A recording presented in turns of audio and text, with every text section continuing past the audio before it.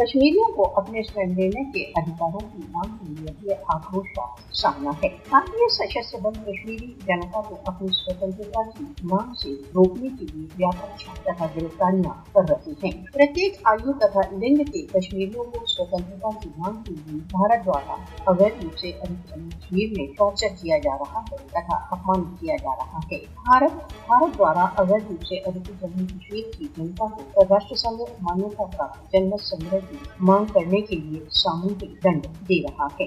राष्ट्र संघ प्रस्तावों में कश्मीरियों को जनमत संग्रह द्वारा अपने भविष्य के विषय में निर्णय का अधिकार है। भारत दशकों से भारत द्वारा अवैध रूप से अधिकृत कश्मीर में जनमत संग्रह की उपेक्षा कर राष्ट्र संघ प्रस्तावों का उल्लंघन कर रहा है। भारत पाशविक चालों द्वारा कश्मीरियों की स्वतंत्रता की महत्वाकांक्षा पर विजय नहीं प्राप्त कर सकता। राष्ट्र संघ भारत द्वारा अवैध रूप से अधिकृत जम्मू कश्मीर में कश्मीर विवाद के समाधान तथा रक्तपात को बंद करने के लिए प्रतिबद्ध है। भारत पर कश्मीर को दिए गए वचनों को पूर्ण करने के लिए दबाव डाला जाना चाहिए।